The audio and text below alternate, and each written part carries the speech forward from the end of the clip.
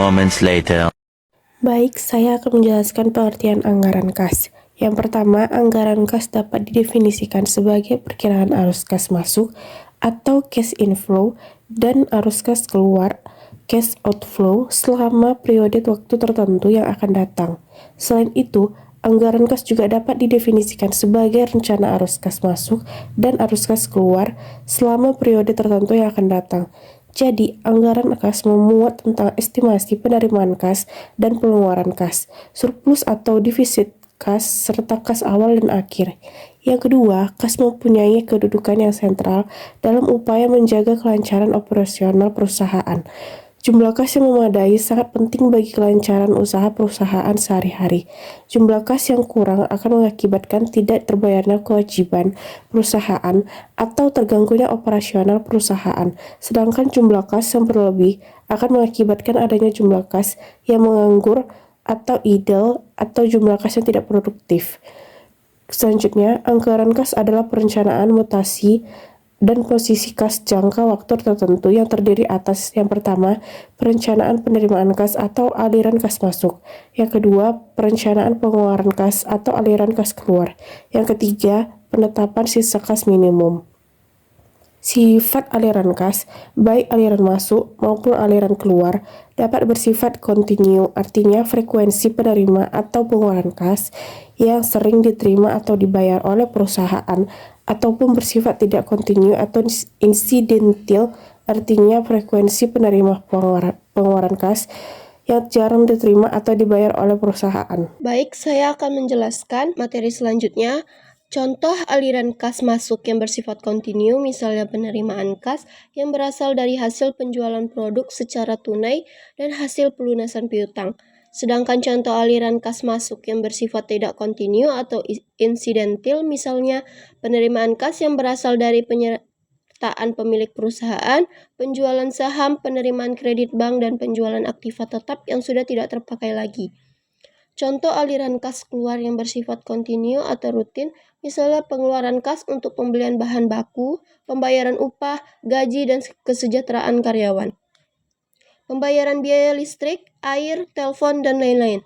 Sedangkan aliran kas keluar yang bersifat tidak kontinu atau insidental, misalnya pengeluaran kas untuk pembayaran bunga, pembayaran dividen, pembayaran pajak penghasilan, pembayaran angsuran utang, pembelian kembali saham perusahaan, dan pembelian aktiva tetap. Kegunaan penyusunan anggaran kas. Secara umum, kegunaan penyusunan anggaran kas adalah sebagai pedoman kerja, pengkoordinasian kerja, serta pengendalian kerja. Secara khusus, anggaran kas bertujuan untuk 1. Menentukan posisi kas pada berbagai waktu. 2. Memperkirakan kemungkinan terjadinya defisit atau surplus kas. 3. Mempersiapkan keputusan pembelanjaan atau pembiayaan jangka pendek atau jangka panjang. 4. Menjadi dasar kebijakan pemberian kredit. 5. Menjadi dasar otorisasi dana anggaran yang disediakan. 6. Menjadi dasar penilaian terhadap realisasi pengeluaran kas yang sebenarnya. Jenis anggaran perusahaan. 1. Anggaran kas jangka pendek. Anggaran kas jangka pendek umumnya disusun dengan cara menelusuri jejak berbagai kegiatan perusahaan yang mengakibatkan terjadinya arus fisik masuk dan arus fisik keluar. Arus balik dari jejak arus fisik yang masuk akan mengakibatkan terjadinya arus kas keluar. Demikian pula sebaliknya, arus balik dari jejak berbagai arus fisik keluar akan mengakibatkan terjadinya arus kas masuk. Skema berikut ini akan memberikan gambaran yang jelas adanya berbagai keluar dan masuknya arus kas dan arus fisik. Contoh skema tersebut bisa kita lihat di gambar ini. Dalam skema tersebut terlihat adanya 4 pihak yang sekaligus menjadi penyalur dana dan penerima dana. Mereka itu adalah yang pertama, perusahaan yang melaksanakan proses produksi barang jasa sebagai pihak pertama dan pengambil inisiatif atas terjadinya keseluruhan arus kas dan arus fisik dalam keseluruhan sistem itu. Yang kedua, para rekanan atau pemilik faktor produksi yang bergerak dalam pasaran faktor produksi dan pengambil inisiatif atas terjadinya keseluruhan arus kas dan arus fisik dalam keseluruhan sistem itu. Yang ketiga, konsumen atau pembeli. Produk perusahaan merupakan pihak yang membutuhkan produk perusahaan untuk dikonsumsikan sendiri atau dijual kembali. Yang keempat, pemilik dana atau pemerintah adalah sebagai pihak yang mempercayakan modalnya untuk digunakan oleh perusahaan. Di antara keempat pihak yang membentuk sistem itu terjadilah arus fisik maupun arus kas yang merupakan arus masuk maupun arus keluar di antara mereka satu sama lain. Arus fisik terjadi pada saat perusahaan membeli berbagai faktor produksi yang dibutuhkannya. Sebagai gantinya terjadi arus kas keluar pada saat perusahaan membayar faktor produksi yang digunakannya dalam proses produksi. Arus fisik keluar terjadi pada saat perusahaan berhasil menjual produknya pada pembeli atau konsumen. Sebagai gantinya terjadi arus kas masuk pada saat pembeli membayar harga pokok yang dibelinya. Arus kas masuk dan arus kas keluar terjadi di antara rekanan, perusahaan, dan konsumen membentuk transaksi rutin atau transaksi operasional yang bersifat kontinu. Di antara perusahaan, pemilik modal, dan pemerintah hanya terjadi arus kas masuk dan arus kas keluar. Arus kas masuk hanya terjadi pada saat pemilik dan kreditur menyerahkan modal pada perusahaan sebagai penyertaan atau sebagai kredit. Sedangkan arus kas keluar terjadi pada saat perusahaan membayar kewajiban dalam bentuk pajak, restitusi, bea materai, dan sebagainya pada pemerintah. Transaksi ini disebut transaksi keuangan yang bersifat terputus-putus. Dengan memahami berbagai kegiatan yang terjadi di antara empat pihak, inilah perusahaan yang akan mampu memperkirakan baik jumlah maupun waktu terjadinya arus kas masuk dan arus kas keluar, baik yang bersifat operasional maupun yang berupa transaksi keuangan. Hasil rekaman arus kas masuk dan arus kas keluar ini kita sebut anggaran kas. 2. Anggaran kas jangka panjang. Bila arus kas turun, disusun dengan cara menelusuri jejak arus kas masuk dan arus kas keluar, maka anggaran kas jangka panjang disusun dengan cara membandingkan neraca yang disusun antara dua periode anggaran dan perhitungan rugi laba perusahaan yang terjadi selama periode antara kedua neraca tersebut. Untuk anggaran kas jangka panjang ini sesuai dengan dimensi waktu dari pengeluaran modal dan rencana laba strategi jangka panjang. Estimasi penerima kas atau terutama pada penjualan barang atau jasa dan pinjaman, sedangkan estimasi pengeluaran kas adalah terutama untuk biaya-biaya pengeluaran modal dan pembayaran hutang yang berupa dasar yang tepat untuk keputusan-keputusan yang berkait dengan keuangan. Secara hipotesis, neraca suatu perusahaan adalah sebagai berikut. Aktiva lancar, yaitu kas, non-kas, aktivita tetap. Sedangkan pasiva, hutang lancar, hutang jangka panjang, equity, modal, cadangan, laba ditahan. Suatu konsep neraca yang paling awal yang menyatakan bahwa neraca selalu seimbang. Jumlah kekayaan perusahaan sama dengan jumlah modal yang dimiliki ditambah hutang-hutangnya. Misalnya, selama 1 tahun usaha terjadi transaksi sebagai 1. Perusahaan memperoleh laba dan memakai sebagian dari laba ini. 2. Perusahaan memperoleh hutang lancar baru. 3. Perusahaan menambah hutang jangka panjang. 4. Perusahaan menambah setoran modalnya. 5. Perusahaan mengurangi sebagian dari aktivitas lancar non-kas seperti piutang dan persediaan. 6. Perusahaan menjual sebagian dari aktivitas tetapnya. 7. Dengan transaksi-transaksi di atas, maka akibat yang terjadi adalah 1. Meningkatkan jumlah modal dan utang-utang perusahaan, menurunnya jumlah aktivitas non-kas dan aktivitas tetap yang dimiliki, meningkatnya seluruh kekayaan perusahaan yang tercermin dalam meningkatnya jumlah uang kas. Pendekatan seperti di atas berdasarkan suatu anggapan bahwa seluruh transaksi yang terjadi adalah transaksi kas.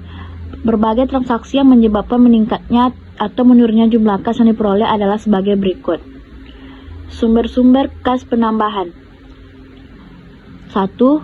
TR lebih besar TC sama dengan laba.